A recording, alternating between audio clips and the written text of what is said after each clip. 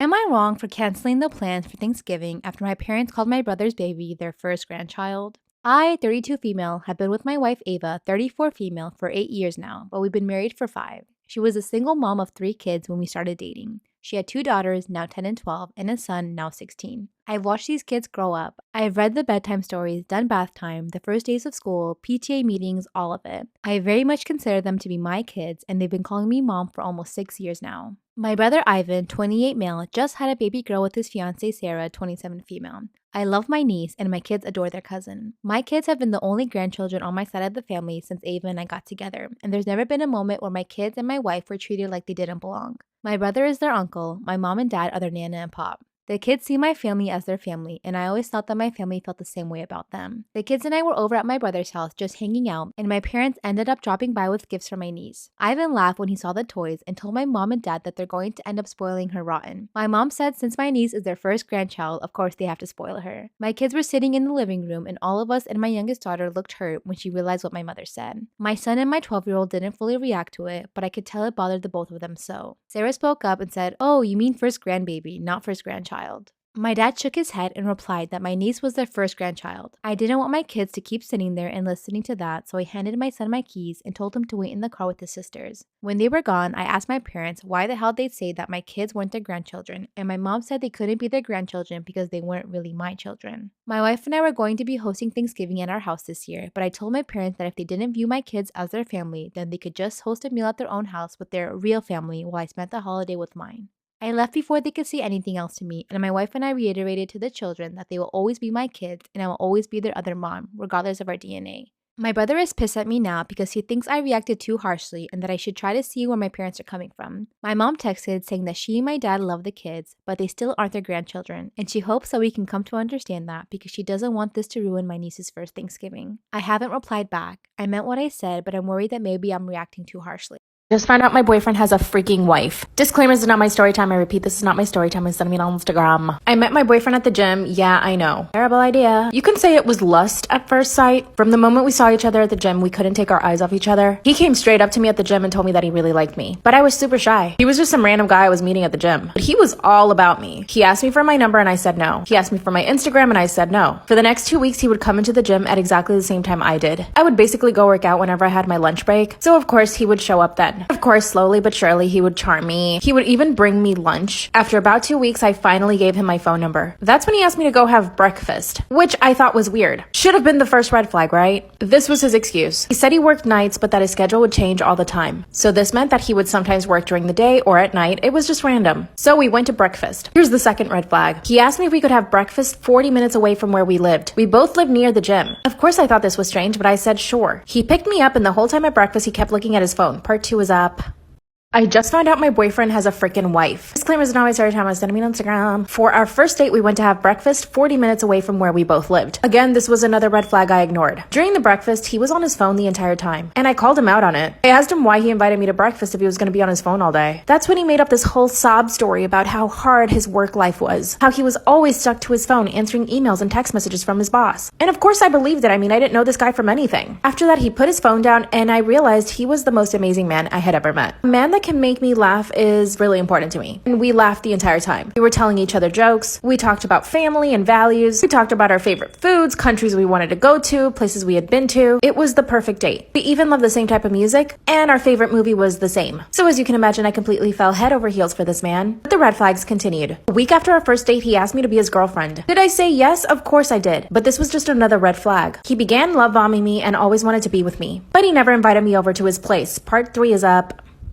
I just found out my boyfriend has a freaking wife. Disclaimer, is now my story time. I sent me on Instagram. Every time I'd ask to go over to his place, he would say no. First off, he told me that he had a terrible roommate, that his roommate was noisy and really dirty and the apartment stank. So for that reason, he didn't want me to come over. And of course I said, yeah, that's fine. Here's the 4th red flag that I ignored. He would ask to come over to my apartment at odd hours. Sometimes he wanted to come over at 3 in the morning. Sometimes he wanted to come over super early. And other times he wanted to come over really late. Because I have a 9-to-5 job, I kept saying no. I needed to get my beauty sleep, please. But even if I said no, he would still come over. Here's the 5th red flag flag. He would come over to my apartment and instantly fall asleep on the couch. I was always asking him why he was so tired, and he would just say that it was too much work. Well, we've been dating now for 2 months. A few days ago, I started getting suspicious of the situation, so I showed up to his apartment. But he didn't live there. It was an office building. I asked him to come over and I confronted him. That's when he confessed that he is married, and that he's been married for 10 years. But he says that his wife is a nightmare and that he wants to divorce her. What should I do? Am I the asshole for calling my husband unreasonable for canceling the holiday trip? We've been together for 4 years, and I have 2 kids, 17 male and 19 female, and their half-brother is 3 years old. This past week, my husband had a medical emergency with his dad and wanted someone to watch our son. He asked my older son, and he refused because he was going out with his friends, then asked my daughter, but she locked herself in a room to study. I was at the restaurant with my brother meeting his girlfriend for the first time, so I couldn't go either. My husband ended up taking our son with him to the hospital, and his mom watched from there. He came home and lashed out at everyone. He called us selfish and unfeeling, and I tried to explain the kids were busy, but he told me to get the F out with that bull. Am I the asshole for calling my husband unreasonable for canceling the holiday trip? He said my older son could have skipped the hangout and watched his brother, and my daughter could have watched her brother while studying. He scolded me as well, but I told him I couldn't leave lunch with my brother as I wouldn't be able to meet his girlfriend. He yelled some more, then told us he was canceling the family holiday trip for Christmas this year. The 2 older kids were upset and said it was unfair, and I said it was unreasonable to cancel the trip. It's wrong of him to punish the kids and me like that. He refused to discuss it later, and now me and the kids aren't speaking to him, and he's saying good riddance. Now he's saying that he'll be spending Christmas with his family, saying he needs to be around his dad anyway. Am I wrong? Am I the asshole for asking my friend to get a psoriasis scalp treatment for my wedding? My friend Aubrey is a bridesmaid and she has very heavy psoriasis. She's very conscious about it and wearing a long sleeve dress in the wedding. In recent months, it's developed on her scalp and she had to buy a special shampoo so the patches and flakes don't show in her hair. According to her, doing the treatment herself really hurts and makes her feel worse about herself. She does what she can do, but sometimes she gives up and the flakes show. They're big, plaque-like flakes and pop up on her scalp. I wouldn't have minded her wearing a short sleeve dress and showing her flakes on her arm and legs. However, because you can't see the redness, just the flakes, her hair looks unkempt often. Am I the asshole for asking my friend to get a psoriasis scalp treatment for my wedding? It's her hair and I wouldn't care on any other day except my wedding. I originally told the girls I don't care how they do their hair and they don't have to use my stylist. However, with Aubrey, I feel like it's not too much to ask that she treats it. I spoke to my stylist to see if anyone could help, and she actually has an associate. She'd be willing to do the treatment on Aubrey's scalp the day before, giving it time to heal and relax before the wedding. I spoke with Aubrey and said I'd pay for it, and she got super embarrassed and reminds me of how much it hurts. I said I get that, but that's when you do it, and she can be very gentle. She told me no when I tried to give her the number of the stylist and said I'm not a true friend. Am I the asshole for taking my niece to court over a coat? I, 28 female, have a niece, 16 female, and she's my only sister's only child. 2 years ago, I married a very wealthy man, 34 male. We spent last Christmas with my in-laws, and my mother-in-law gifted me a coat that is worth more than $20,000. I didn't know how much it was, but I thought maybe $3,000. I was visiting my sister last January, and my niece saw it, and she Googled the brand and showed me how much it was. I won't lie, I didn't wear it after that because I was afraid of ruining it. Well, last week I wore it while visiting my sister, and while I was putting it back on to leave, I felt something go splat on my back. Then my niece started laughing. Am I the asshole for taking my niece to court over a coat? Then the smell of paint hit me. I was so pissed off and she was not apologetic at all. Her mom screamed at her and said she's grounded, and then she said she'll pay for the cleaning. I went in my car and I was still in shock, but I got an alert that my niece posted a reel. And of course, it was of her doing the prank on me. I saved it to my phone, sent it to her mom, and told her that a week's grounding is not enough. No reply, but she did take the video down. I found out the coat can't be saved, so I called my sister and told her her daughter has to pay it. They're saying they won't, and if I want a new one, I should ask my husband. We couldn't come to an agreement, so I told them I'm suing. Am I wrong?